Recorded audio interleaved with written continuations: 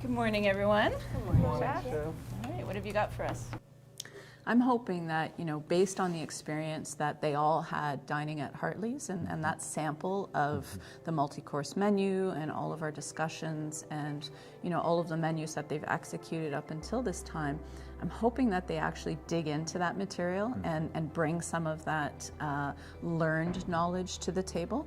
At the same time, I'm really looking forward to their creative twists on those concepts.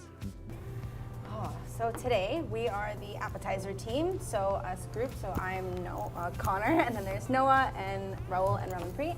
So us together, we collaborated and we came up with 4 incredible ideas that we think that you will be able to jive with. So we're gonna start with our appetizers. Yes. The best part of the meal. I feel like me and Noah are from one friend group, and like Raul and Ramanpreet from another. So like, as much as we haven't really gelled, like hang out together, like even hanging out like just in our last couple weeks, like we're a really strong team together. We trust each other. We're conceptually have the same ideas. There's a great change for me to experience with the Indian food and Canadian food, moreover in cooking as well as in taste also. And I find when it comes to cooking itself, my mom introduced me to the eclecticism, I guess, of the different cuisines that are available in the world, and just being able to go from Indian to Greek to Moroccan to there was every different kind of food was available for me as a child at my mother's house. I always had what was called Connor's concoctions, and it was I swear to God, just spending 20 minutes in a kitchen, randomly looking through cabinets in fridges, just making whatever I wanted, taking it to my parents and saying, try this, it's good, I promise.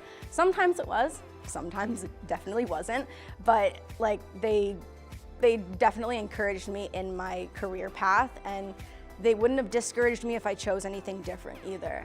I like giving people things, and food is an amazing way to just bring out any sort of, just make people happy, I guess. People like food, and if any sort of situation you can make it better with food, and I just like seeing those reactions when somebody eats something and they like it, you made it, you did it yourself with your own hands. It's a tangible thing. A lot of the people are super, super talented, and they're also working in industry a lot. And especially since I'm in the military now, I'm not doing any sort of cooking outside of school or at home. I don't have a job in the industry. So my skill is not at the same level as these people. They are insanely good.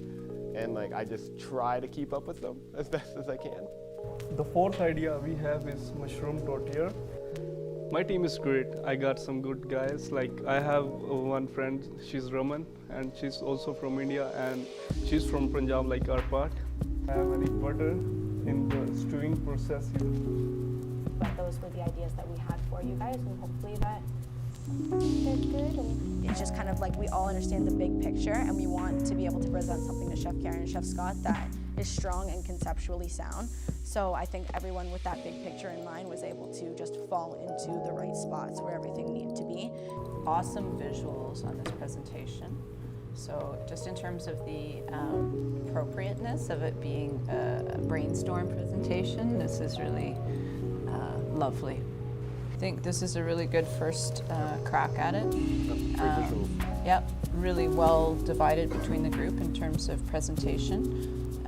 And just the ideas are really well fleshed out, so I'm impressed. I think they came with some really great ideas in the first meeting, and I really like kind of how we talked through it and made some suggestions, but we were actually brainstorming with them in that session, which was really, really cool. But that can't happen without those solid ideas coming into the presentation as well. Yeah, I think the first pitch was a really great example of students arriving prepared, having the visuals were great. Yeah, having thought things out, and really everyone being involved enough to have a cohesive vision. So that was really refreshing and great to see. But they all were open to and excited by the opportunity to develop and grow, and that's the point. So that part is really cool to see as an instructor. Morning. Okay. So what edits do you guys have for us? Okay, So since you last saw us, we've come together and we've kind of finalized a couple of key ideas.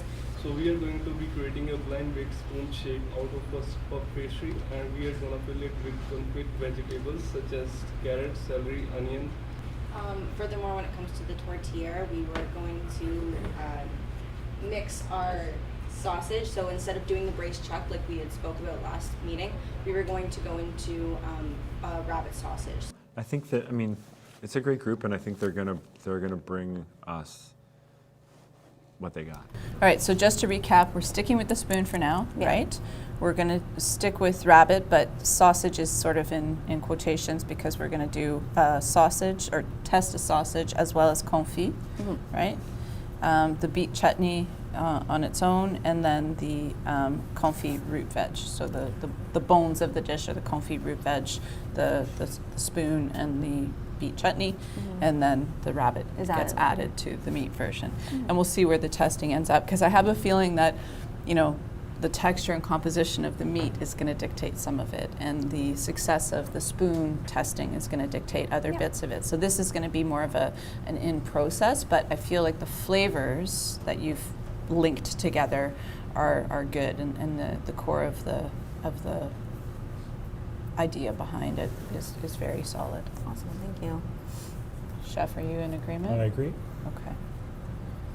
All right. Anything else? Very nice. No, I think Well done. that's great. Yeah. Thank Thank you you. very much, guys. Lovely. Oh.